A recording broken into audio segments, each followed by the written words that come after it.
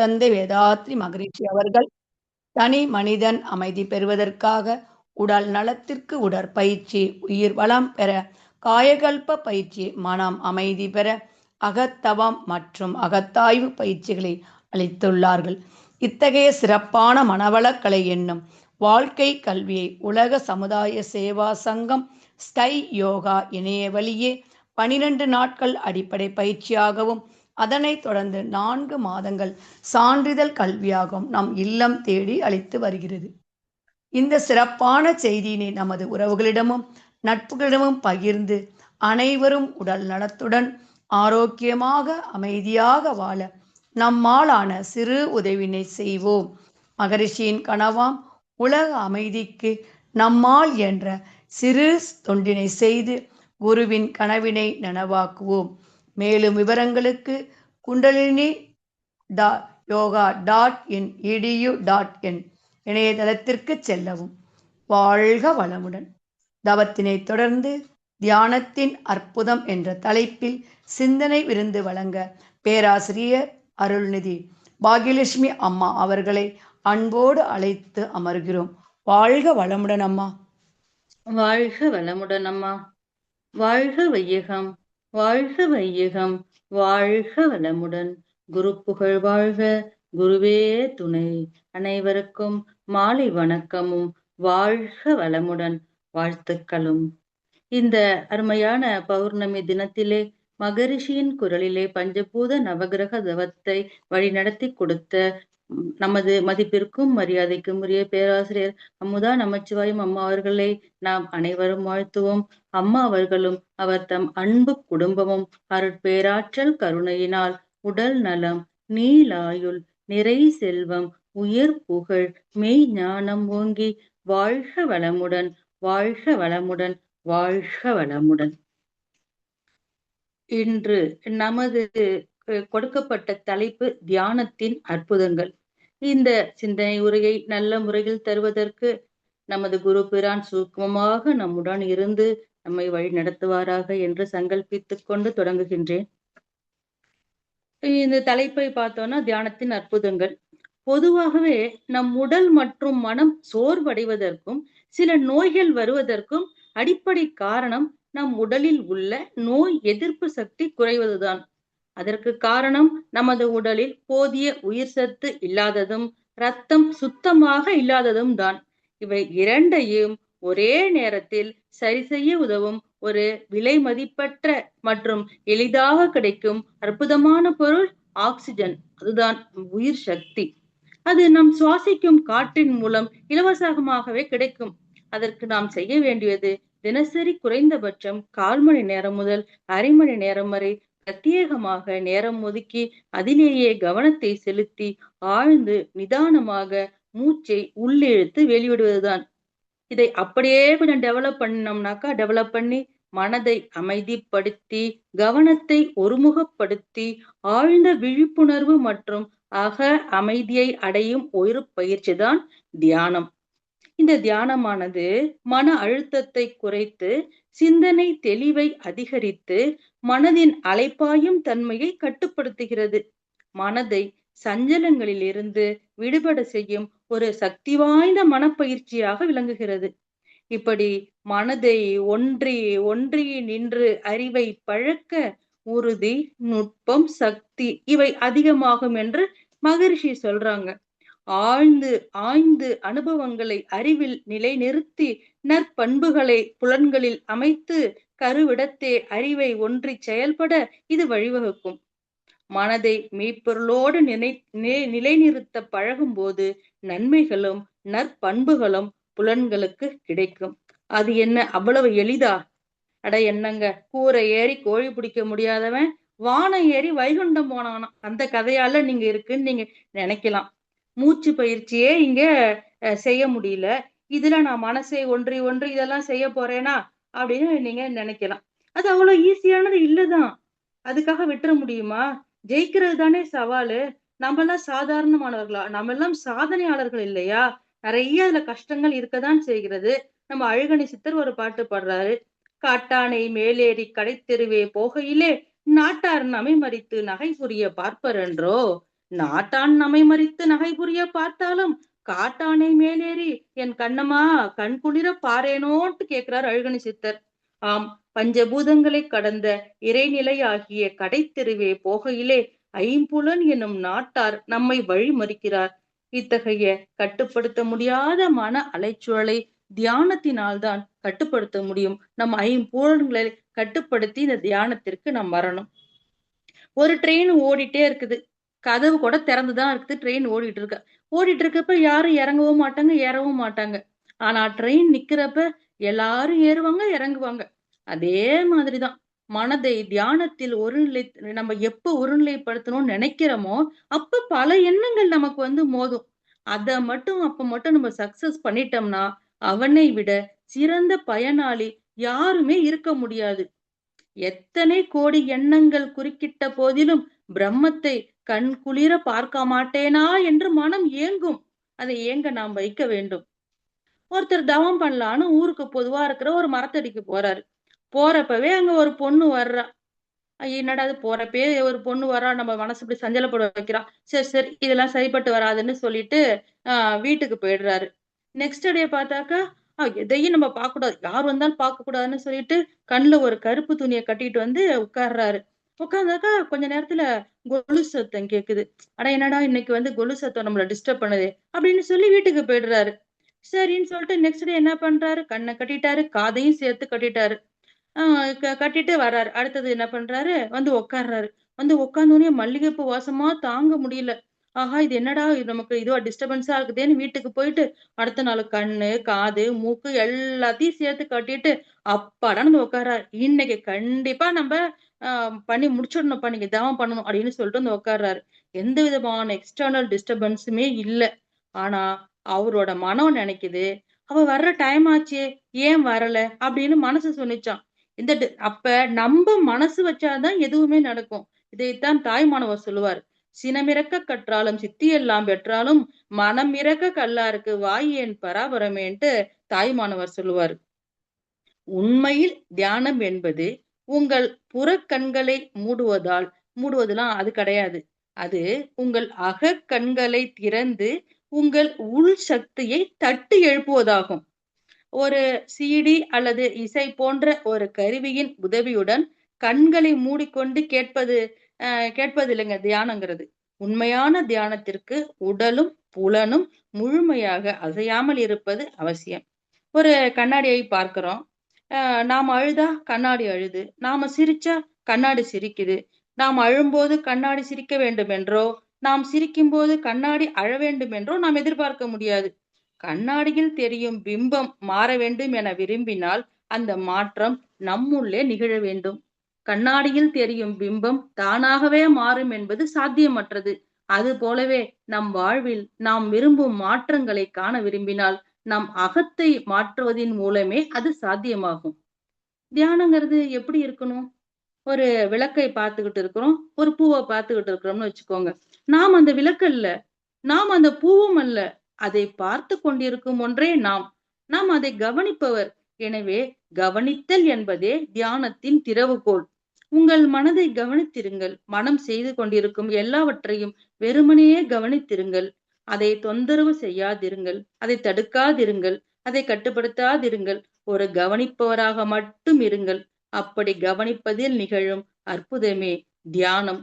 நீங்கள் கவனிக்கையில் மெதுவாக மனதில் இருக்கும் எண்ணங்கள் காலியாகின்றன. ஆனால் நாம் உறக்கத்தில் வீழ்வதில்லை. மாறாக அதிக உன்னிப்பும் அதிக விழிப்பும் உள்ளவர்களாக நாம் மாறுகிறோம். மனம் முற்றிலும் வெறுமையாகையில் நம் ஆற்றல் முழுவதும் ஒரு விழிப்பு கனல் ஆகிறது. இக்கனல் தான் தியானத்தின் விளைவாகும். தியானம் என்பது பர்டிகுலர் ஸ்டேட் ஆஃப் கான்சியஸ்னஸ் சொல்லுவாங்க. ஒரு காரியம் செய்கிறோம் என்றால் சைலன்ஸ் வேண்டும். ஒரு பிரச்சனை வந்தா அதை சரி செய்ய முதலில் அமைதியாக இருக்க வேண்டும். அமைதியாக இருக்கும் போதுதான் மனம் வேலை செய்யும். சத்தமாக பேசினா மனசு நம்ம விட்டு தள்ளி போகும். மௌனம்தான் மனசோடு பேசுவது. கத்தி கத்தி பேசினா எதுவுமே நடக்காது. அமைதியாக இருக்கும் போதுதான் எதையுமே நம்ம திங்க் பண்ண முடியும். சித்தர்கள் முனிவர்கள் எல்லாம் தியானம் பண்ணி பண்ணித்தானே நிறைய மருந்துகளை எல்லாம் கண்டுபிடிச்சிருக்காங்க. எத்தனையோ விஷயங்களை எல்லாம் கண்டுபிடிச்சிருக்காங்களே. நம்ம கேலக்சிய அன்னைக்கு டெலஸ்கோப் வச்சா கண்டுபிடிச்சாங்க. தியானத்துல உட்கார்ந்து இன்ட்யூஷனா தனக்கு தோணுனதை சொன்னாங்க. நம்ம நவகிரகம் இருக்குது, 9 கோள்கள் இருக்குது. ஒரு ஒரு சாமிக்கு ஒரு ஒரு கலர்ல ட்ரெஸ் போட்டு விடுறாங்க கோவில்ல. இன்னைக்கு ரிசர்ச் பண்ணினோம்னா அந்த பிளானட் அந்த கலர்ல இருக்கு. இப்ப நம்ம பஞ்சபூத நவகிரகம் பார்த்தோம் இல்லையா? அதுல வந்து என்ன கலர்ல வருதோ கிரகம் எந்த கலர்ல இந்த பிளானட் இருக்கோ அந்த கலர்ல தான் சாமிக்கு அந்த ஆடைய போடுறாங்க. அப்ப அவங்க இன்ட்யூஷனா அவங்களுக்கு அன்னைக்கு தோணி இருக்குது. முன்னாடியே பல வருஷங்களுக்கு முன்னாடியே, பல 1000 ஆண்டுகளுக்கு முன்பாகவே தியானத்தின் மூலமாக, உள்ளுணர்வாக அவர்கள் உணர்ந்திருக்கிறார்கள். தியானத்தின் மூலம்தான் மறைபொருள் ரகசியங்களை கண்டுபிடித்தார்கள். ஔவையார் சொல்றாங்க, "அணுவை துளைத்தேள் கடலை புகுத்தி குறுகத் தரித்த குரல்னு" ஔவையார் சொல்றாங்க. அணுவை பிளக்க முடியும்னு இப்பதான் கண்டுபிடிச்சாங்க. ஆனா அது அவங்க அப்பவே சொல்லிட்டாங்க. இதான் நுண்மான் நுழைபுலன். அப்பவே அவங்க சொல்லிட்டாங்க. தமிழ்நாட்டில் வந்து சித்தர்கள் அதிகமாக இருப்பார்கள். உலகில் மற்ற நாடுகளை விட இந்தியாவில் எளிய வாழ்க்கை வாழ்வதற்கேற்ப இயற்கையாகவே வெப்ப சீராக உள்ளது. நம் பண்பாட்டிலும் சிறந்து விளங்குகின்றோம். நம்ம மகரிஷி கூட சொல்லுவாங்க, கல்லும் மரமும் மோன நிலையில் கடமை தவறாது பயனாகும் போது சொல்லும் கருத்துமுடைய மனிதன் ஏனோ சுகம் கெட்டு அலைகிறான்னு சொல்லுவாங்க. இப்ப இந்த பேர்ட்ஸ் எல்லாம் என்ன பண்ணும், சுனாமி பூகம்பம் எல்லாம் வந்துருச்சுன்னா இடத்த மாத்திட்டு ஓடிரும். நாய்க்கெல்லாம் கூட தெரிஞ்சிரும்பாங்க. நம்ம விட அறிவுல கம்மி, நம்ம தான் ஆறறிவுன்னு நினைச்சுக்கிட்டு இருக்கோம். பட் அவங்களுக்கு எல்லாம் இன்ட்யூஷனா தெரிஞ்சிருது. தியானம் மன அழுத்த ஹார்மோன் கார்டிசோலை குறைத்து ஆழ்ந்த அமைதியை தருகிறது. மன அழுத்த நிவாரணியாக செயல்படுகிறது. தியானம் நோய் எதிர்ப்பு சக்தியை அதிகரித்து இதய ஆரோக்கியத்தை மேம்படுத்துகிறது. எதிர்மறை எண்ணங்களை குறைத்து நேர்மறை சிந்தனையையும் மன உறுதியையும் வளர்க்கிறது. மனதை அமைதிப்படுத்துவதன் மூலம் தூக்கமின்மை பிரச்சனையை சரி செய்து நிம்மதியான தூக்கத்தை தருகிறது. தூக்கத்தை விட ஆழமான ஓய்வை மனதிற்கும் உடலுக்கும் தந்து புதிய புத்துணர்ச்சியை அளிக்கிறது. கவனச் சிதறலை குறைத்து வேலையில் கவனத்தை அதிகரிக்க உதவுகிறது. தங்களை பற்றியும் தங்களை சுற்றியுள்ள உலகத்தை பற்றியும் ஆழமான புரிதலை ஏற்படுத்துகின்றது. சூப்பர் ஸ்டார் ரஜினிகாந்த் தெரியும்ல, எப்போதுமே இமயமலைக்கு போக வரும்போது நம்ம எல்லாருக்குமே தெரியும். சூப்பர் ஸ்டார் சொல்றாரு, என்னோட சக்தி பவர் எல்லாமே தியானம் தான் என்கிறார். மெடிடேஷன்ங்கிற வார்த்தையே மெடிசின்ங்கிற வார்த்தையிலேயும் தான் வந்திருக்குது. உடம்புக்கு எப்படி மெடிசனோ அப்படிதான் மனசுக்கு மெடிடேஷன். அதுக்காக இமயமலையெல்லாம் நம்ம போக வேண்டாம். பிடிச்ச இடத்த சூஸ் பண்ணி நாம செய்யலாம். எப்போ ஒரு வார்த்தை அமைதியை உருவாக்கினால் அதன் பெயர் மந்திரம். செயல் அமைதியை உருவாக்கினால் அதன் பெயர் தந்திரம். ஓசை அமைதியை உருவாக்கினால் அதன் பெயர் இசை. பார்வை அமைதியை உருவாக்கினால் அதன் பெயர் தரிசனம். அமரும் நிலை அமைதியை உருவாக்கினால் அதன் பெயர் யோகா. மனம் அமைதியை உருவாக்கினால் அதன் பெயர்தான் தியானம். புற தூய்மையை 50 ரூபாய் கொடுத்தால் எளிதில் பெற்றுவிடலாம். ஆனால் அகத்தூய்மை அகத்தவத்தினால் மட்டும்தான் பெற முடியும். மகரிஷி சொல்றாங்க, உண்மையில் உனக்கு எதிரி உண்டு எண்ணில் உள்ளத்தில் எழும் ஒழுங்கற்ற எண்ணமே அப்படின்னு மகரிஷி சொல்லுவாங்க. அந்த விழிப்பு நிலையோடு இருக்கணும்னா தினமும் 10 நிமிடமாவது தவம் செய்யணும்னு சொல்றாங்க.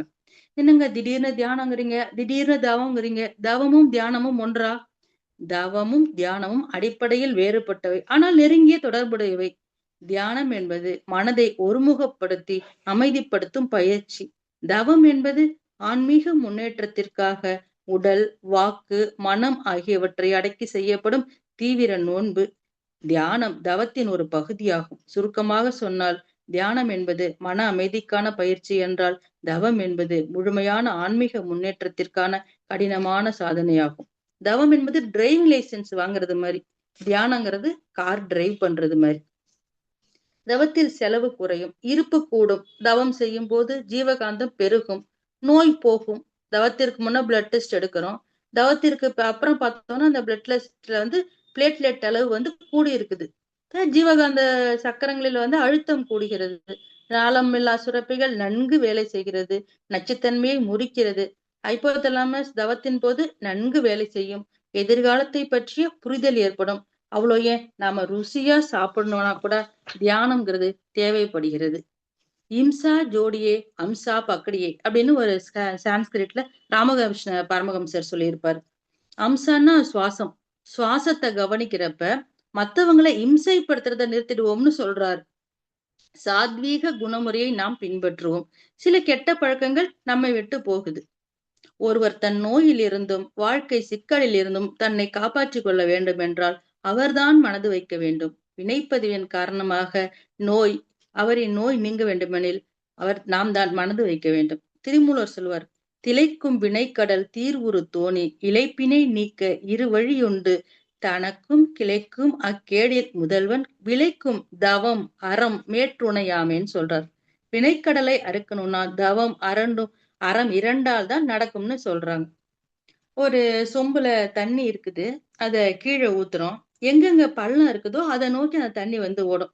அதே மாதிரி எந்தெந்த விஷயங்களால எந்த எந்த எண்ணங்களால நமக்கு சரிவு இருக்குதோ மனம் அந்த சரிவை நோக்கி பயணம் பண்ணுது. நாம என்ன செய்யணும்னா, ஒரு தண்ணி கீழே கொட்டுதுன்னா நாமளே அந்த தண்ணியிலிருந்து கையால அப்படியே ஒரு கோடு இழுத்து போட்டோம்னு வச்சுக்கோ, நம்ம போட்டு பார்த்தோம்னா நம்ம எந்த கோடு போட்டோமோ அந்த பாத்துல அந்த தண்ணி வரும். நாமே முன்வந்து கோடு போடுறது மாதிரிதான் மெடிடேஷன். நாம சொல்றத நாம நினைக்கிற பாதையில நம்மோட மனசு வரும். அதுவா போக விடாம நாமளே ஒரு கோடு போட்டு கொண்டு வரது அந்த மெடிடேஷன்ங்கிறது. இப்ப நம்ம போன் வந்து 100% சார்ஜ் போடுறோம். கொஞ்ச நேரத்துல 50% ஆகுது. என்ன ஆச்சு? பேக்ரவுண்ட்ல நிறைய ஆப்ஸ் ஓடிக்கிட்டே இருந்திருக்கும். அந்த தேவையில்லாத ஆப்ஸ டெலீட் பண்ணிட்டா சார்ஜ் ரீட்டைன் ஆகிடும். அதே மாதிரிதான் மனித மனம் அலைப்பாய்ந்து கொண்டே இருக்கிறது. அமைதி நிலைக்கு மனத்தை திருப்புவதற்கு தியானம் உதவுகிறது. ஒரு 100 பேர் அடங்கிய கூட்டத்தை வந்து சண்டை போட வச்சிடலாம், கிளர்ச்சி அடைய வச்சிடலாம். ஆனால் அமைதியாக வைப்பதற்கு தியானத்தால் மட்டும்தான் முடியும்.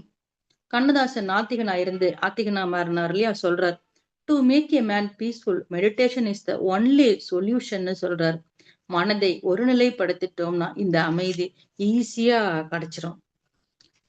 சாதம் இப்பெல்லாம் நம்ம குக்கர்ல வைக்கிறோம், பாத்திரத்துல வடிப்பாங்க இல்லையா, பாத்திரத்துல வடிக்கிறப்ப அந்த வடித்தட்டு இருக்கும் இல்லையா, அந்த தட்டு பிளெயினா ஹோல் இல்லாம இருந்துச்சுன்னா தண்ணீர் வடிய ரொம்ப லேட் ஆகும். அந்த வடித்தட்டு ஓட்டை ஓட்டையா இருந்துச்சுன்னா அது வழியா கஞ்சி தண்ணி ஃபுல்லா வடிஞ்சிரும், ஃபுல்லா ட்ரெயின் ஆயிடும். அதே மாதிரிதான் நிறைய எண்ணங்கள் மோத நம்மளோட பாடி ட்ரெயின் ஆயிடும், எனர்ஜி நமக்கு லாஸ் ஆகிடும். மனமொன்று செய்யும் போது ஒரு காரியத்தை நம்ம திருந்து செய்வோம். எந்த ஒரு காரியத்தையுமே நம்ம மனமொன்று செய்யும்போது அந்த காரியத்தை திருந்து செய்வோம். மகரிஷி சொல்றாங்க, எனக்கு தியானம் பண்ண டைமே கிடைக்கலன்னு ஒரு அன்பர் அவர்கிட்ட சொல்லியிருக்காங்க. நம்ம மகரிஷி தான் அழகா சொல்லியிருக்காங்க. இது நானே கூட ஒரு ஒரு 5 மினிட்ஸ்க்கு முன்னாடி சொன்னேன். வேற ஒரு மகான் சொன்னது. அப்படியே ஆடாமல் அசையாமல் இருந்து பண்ணணும்னு சொன்னாரு.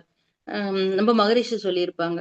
அ நீங்க டைமே கிடைக்கலையா? அப்படின்னு நான் சொல்றீங்க. பாத்ரூம் போறீங்கல்ல, பிரஷ் பண்றீங்கல்ல, அதை கூட நீங்க மனம் ஒன்றி பண்ணினால் அதுவே தியானம் தான்னு மகரிஷி சொன்னாங்களாம்.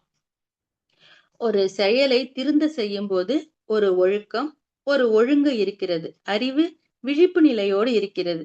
எந்த தவறான செய்யக்கூடாத வேலையையும் செய்யாமல் இருக்கும்போது வினை நம்மை அண்டாது. அஷ்டாங்க யோகத்துல வந்து இயமம், நியமம், ஆசனம், பிராணாயாமம், பிரத்யாகாரம், தாரணை, தியானம், சமாதி அப்படின்னு இருக்குன்னு நமக்கு எல்லாம் தெரியும். இந்த இயமம், நியமம், ஆசனம்லாம் உடல் சார்ந்தது. பிராணாயாமம் உயிர் சார்ந்தது. பிரத்யாகாரா, தாரணை, தியானம், சமாதி மனசு சார்ந்தது. ஒரு தாரணைக்கு 2.5 நிமிடம் ஆகிறது. 12 தாரணை சேர்ந்தது ஒரு தியானம். அப்போ 12 x 2 30. மகரிஷி அதனால்தான் எல்லாத்தையுமே 30 நிமிஷத்துல தாவத்தை கொடுத்திருக்கிறாங்க. 30 நிமிஷம் மட்டும் ஒருத்தர் தியானம் பண்ணினால் அவர் சமாதி நிலைக்கு போயிட்டு வந்துடுறாருன்னு மகரிஷி சொல்றாங்க.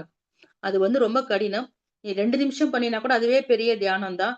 ஒருவர் 30 நிமிடம் பண்ணிட்டார் தொடர்ந்துனாக்கா அது சமாதி நிலைக்கே இவங்க போயிட்டு வந்துட்டாங்க அப்படின்ட்டு மகரிஷி சொல்றாங்க. சரியாக இந்த 30 நிமிடத்தை நாம் யூஸ் பண்ணிக்கிட்டோம்னா அபரிமிதமான பலன்கள் நமக்கு கிடைக்கிறது. உலகத்தை வாழ்த்தணும், வாழ்க வையகம் வாழ்க வையம் நம்ம சொல்றப்ப போரில்லா நல்லுலகம் அமையும்னு நம்ம எல்லாருக்குமே தெரியும். இப்ப சொல்லப்போனா நம்மளோட இந்த ஆன்லைன்ல ஜூம்ல பார்த்தோம்னா டெய்லி எல்லாருமே இந்த வாழ்க வைகம் நம்ம சொல்லிக்கிட்டே இருக்கிறோம். இந்த மனசுல இப்போதைக்கு நடக்கிற போற மனசுல வச்சுட்டு சொல்லிட்டே இருக்கிறோம். தியானத்தினால் உலக அமைதி எல்லாம் அடையும் நம்ம எதிர்பார்க்கிறோம். ஓகேதான். உலக அமைதி எல்லாம் அடைவதை விட எனக்கு என் சொந்த வாழ்க்கைக்கு என்னங்க தீர்வு தருது, தியானங்கிறது எனக்கு என்னங்க தருது அப்படின்னு பார்த்தோம்னா, தியானம் வந்து மாணவர்களுக்கு ரொம்ப அவசியம். மனதை ஒருமுகப்படுத்துவதன் மூலம் மனசக்தி கிடைக்கிறது. எக்ஸாமுக்கு படிக்கிறப்ப 10 நிமிஷம் ஆக்னேயில இருந்துட்டு எக்ஸாம் எழுதுறப்ப 2 நிமிஷம் துரியத்துல இருந்து எழுதுனாங்கனாக்கா அவங்களுக்கு ரிட்டன்ஷன் கேப்பபிலிட்டி கிடைக்குமா. ஒருத்தர் இன்டர்வியூ போறாரு, ஆன்சர் தெரியாத கொஸ்டின் கேட்டா கூட கன்வின்சிங்கா அவரால ஆன்சர் சொல்றதுக்கு முடியுமா அவருக்கு. இப்போ ஒருத்தருக்கு திடீர்னு பினான்சியல் லாஸோ, ஆக்சிடென்ட்டோ, சடன் டெத்தோ யாருக்குமே வந்து நடக்க வேண்டாம். இன்கேஸ் அப்படி ஒரு சிச்சுவேஷன் வந்தா கூட நம்மோட மனசு ஸ்டேபிளா இருக்குமா. கேள்விப்பட்டோன்னே சில பேருக்கு ஹார்ட் அட்டாக்லாம் வந்துருதுலாம் சொல்றாங்க. அப்படி இல்லாம நம்ம மனசு வந்து ஸ்டேபிளா இருக்கும் அது மாரி இருக்கிறப்ப. தியானம் தொடர்ந்து பண்ணும்போது, ஒருத்தர் நம்மகிட்ட பொய் சொன்னா கூட ஈஸியா கண்டுபிடிச்சிடலாம். இது வந்து ஹஸ்பண்ட்ஸ்க்குலாம் வந்து ரொம்ப யூஸ் ஆகும். ஏன்னா ஒய்ஃப்ங்க ஈஸியாவே ஹஸ்பண்ட் மனசுல என்ன இருக்குது, அவர் என்ன பொய் சொல்றான்னு கண்டுபிடிச்சிடலாம். ஆனா பெண்கள கண்டுபிடிக்கிறது கஷ்டம் இல்லையா? பெண்ணின் மனபலம் பற்றி ஒரு சங்க கால நீதி நூல் கூட சொல்லுவேன். "அத்தி மலரும் அருங்காக்கை வெண்ணிறமும் கத்தும் புனல் மீன் பதமும் காணலாம். காணார் மான் விழியார் மனம்னு" சொல்லுவாங்க இல்லையா? அதாவது அத்தி பூக்கறத கூட பாத்துரலாம். வெள்ள காக்கா பறக்கிறத கூட பாத்துரலாம். ஓடுற தண்ணீல மீன் போன தடத்த கூட பாத்துரலாம். ஆனா, பெண்ணின் மனதில் உள்ளதை பார்க்க முடியாதுன்னு சொல்லுது இல்லையா? இந்த தியானத்தை பண்ணினோம்னா, பெண்களின் மனதில் உள்ளதை கூட கண்டுபிடிக்க முடியுமாம். அது கணவன்மார்களுக்கு மிகவும் உதவியாக இருக்கும் என்று நினைக்கிறேன். மகரிஷி சொல்றாங்க, எத்தனை லாஸ் எந்த நாட்டுல இருந்தாலும், சட்டம் லாஸ் இருக்கு சொல்லுவோம் இல்லையா? எந்த நாட்டுல இருந்தாலும் 2 லாஸ்ல மட்டும் ப்ராப்ளம் எப்போதுமே தீர்க்க முடியல. அது என்ன?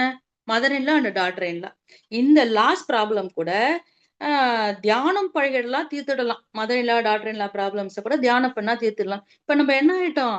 மாமியார்களெல்லாம் வாழ்த்துற அளவுக்கு விசாலமான மனசு நமக்கு கிடைச்சிருச்சு. தியானம் பண்ண பண்ண வாழ்த்துற அளவுக்கு விசாலமான அம்மா, அப்பா நம்ம குடும்பமா மட்டும் தாண்டி, விசாலமான மனசு நமக்கு இப்ப கிடைச்சிருச்சு. தியானம் செய்றவங்க மைண்ட் எப்பவுமே ஃப்ரெஷ்ஷா இருக்கும். 50, 60 வயசு ஆனா கூட 20 வயசு, 30 வயசு மாதிரி தான் இருப்பாங்க. முதுமை தெரியாது.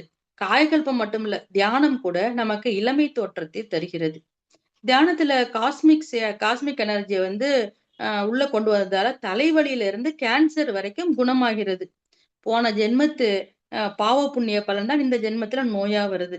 வைரஸ்னாலயோ, பாக்டீரியானாலயோ வர்ற நோய்களை விட, பாவ பதிவுகளால் வரும் நோய்கள் தான் அதிகம். அதை மருந்து மாத்திரையை விட தியானத்தின் மூலம் தான் முழுமையாக குணப்படுத்த முடியும். அதான் சர்வரோக நிவாரணி. இவ்ளோ பிரச்சனைகள தீர்த்துட்டோம். அப்புறம் என்னங்க? ஜாலியா இருக்க வேண்டியதானே! தியானம் பண்ணினோம். மேலே குறிப்பிட்ட பலன்களை அடைவது மட்டுமே தியானத்தின் அற்புதம் இல்லை. அப்புறம் என்னங்க? அழகணி சித்தர் பண்ணாத தியானமா? அவரு ஒரு பாட்டு பாடுறார். "ஊற்றைச் சடலமடி உப்பிருந்த பாண்டமடி மாற்றிப் பிறக்க மருந்தெனக்கு கிட்டுதில்லை.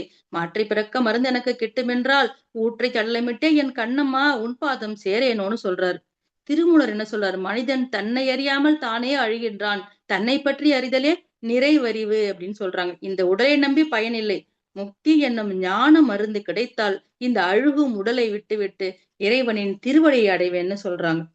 முல்லா ஒரு முறை சாவிய தொலைச்சுட்டு வீட்டு வாசல்ல தேடிக்கிட்டு இருக்காரு. "எங்கங்க தொலைச்சீங்க?" "வீட்டுக்குள்ள." "பின்ன ஏன் வெளில தேடுறீங்க?"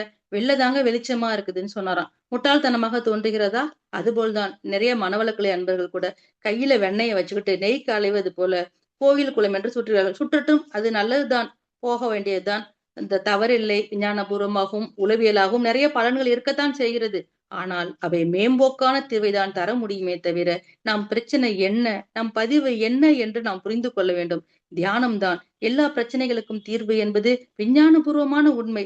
ஆழத்திலிருந்து பிரச்சனையை கிள்ளி எறியக்கூடிய சக்தி தியானத்திற்கு தான் உண்டு என்பதை அதை அனுபவித்து பார்த்த நமக்கு தான் தெரியும். திருவாசகத்துல ஒரு லைன் வரும்ல, "முந்தை வினை முழுதும் மோய உரைப்பன் யான்" அப்படின்ட்டு வரும்ல. ஓயன்னு சில பேர் தெரியாம சொல்லுவாங்க. மோய தான் கரெக்ட்டா சொல்லணும். மொட்டை மாடில ஒரு செடி வளர்ந்துச்சுன்னா என்ன பண்ணுவாங்க? மேலோட கிள்ளக்கூடாது. வேரோட புடுங்குறோம் இல்லையா? அந்த மாதிரி ஆழத்திலிருந்து பிரச்சனையை கிள்ளி எறியணும். திருவாசகமே படிச்சா கூட ஒரு தவம் மாதிரி படிச்சா பலன் அதிகம். ஒரு பிரச்சனைக்கு காரணம் நாமாக இருக்கும்போது, நமக்குள் நாம் பார்க்கத் தொடங்கினால் மட்டும் தான் உள்ளிருக்கும் பிரச்சனையை நாம் வெளியே எடுத்து போட முடியும். நமக்கு எல்லாருக்கும் புடிச்ச பாட்டு. "ஓடி ஓடி ஓடி ஓடி உட்கலந்த ஜோதியே" அப்படின்னு நமக்கு எல்லாம் தெரியும் இல்லையா? இது இறைவனை வெளி உலகில் தேடாமல் நம் உடலுக்குள்ளேயே கலந்திருக்கும் ஜோதியாக கண்டறிய வேண்டும் என்ற தத்துவத்தை உணர்த்துகிறது. எல்லாருக்கும் தெரிஞ்ச ஓர் எழுத்து ஒரு சொல் என்ன? பூ, மா அதெல்லாம் சொல்லுவோம் இல்லையா? அது மாரி இங்கிலீஷ்ல அ ஐ. நமக்கு நமக்கு ரொம்ப பழக்கப்பட்டது "as I am suffering from fear" நெறைய எழுதியிருக்கோம். அந்த ஐன்னா என்ன? நான். நான் யார்? மிகப்பெரிய கேள்வி. நான் இந்த உடல் அல்ல என்பதை உணர்ந்து நிலையான பேரின்பத்தை அடைவதே இதன் இறுதி நோக்கம். மனதை உள்முகமாக அகம் நோக்கித் திருப்பி உயிர் மேல் மனம் வைத்து தவமாற்றுபவர் நுண்ணதிர்வு நிலை அடைந்து விண்தான் உயிராக இருக்கிறது என்பதை உணர்கிறார். இந்த உணர்வைக் கொண்டு உயிரின் மூல நிலையை காணும்போது முழுமுதற் பொருளாக உள்ள பிரம்மம் என்ற தெய்வ நிலை அடைகிறார். அந்நிலை அடைந்த போதுதான் அது வேறு, நான் வேறு இல்லை. அதுவே நானாக இருக்கிறது என்ற மெய் விளக்கம் பெறுகிறான். இந்த நிலைதான் சமாதி என்று மகரிஷி சொல்றாங்க. பனிக்கட்டி தண்ணீல விழும்போது முழுவதும் தண்ணீராக மாறிடுது. பனிக்கட்டி அதன் மூலமாகிய தண்ணீரில் சேரும்போது தண்ணீராவே மாறிடுது இல்லையா? அதே மாதிரிதான் இந்த உயிர் தெய்வத்தோடு தொடர்பு கொள்ளும்போது தானும் தெய்வமாக மாறுகிறது. நான் யார் என்பதை நாம் உணராமல் இருந்தால் 10ஓடு 11 தான் நம்மோட வாழ்க்கை இருக்கும். திருமூலர் சொல்வாரே, "பேரினை நீக்கி பிணமின்றி பேரிட்டு சூரையங்காட்டிடம் கொண்டு போய் சுட்டிட்டு நீரினில் மூழ்கி நினைப்பொழிந்தார்களே." நம்மளோட பெயர் போயிடும். பிணம்னு பேர் வந்துரும். சுடுகாட்டுல எரிச்சு நீர்ல மூழ்கி நம்ம நினைவும் அழிக்கப்பட்டுவிடும். நம் அடையாளமும் அழிக்கப்பட்டுவிடும். அதற்காகவா நாம் பிறந்தோம்? நம் பிறவியின் நோக்கம் என்ன? 6வது அறிவோடு கூடிய மனிதன் அறிவின் முழுமையை நோக்கியே வாழ்ந்து கொண்டிருக்கிறான். Journey towards the goal of self realisation. நம் பிறவியின் நோக்கம் என்பதே பிறவி சக்கரத்தை நிறுத்தி இறைநிலையோடு இணைந்து விடுவது. ஞானம் கிடைச்சதுக்கு அப்புறம் லிபரேஷன் நோக்கி போகணும். இந்த ஆத்மா தூய்மை செய்வதற்காகவே வந்துள்ளது. துரியாதீதம் செய்யும் போது இறைநிலையோடு எளிதில் கலக்க முடிகிறது.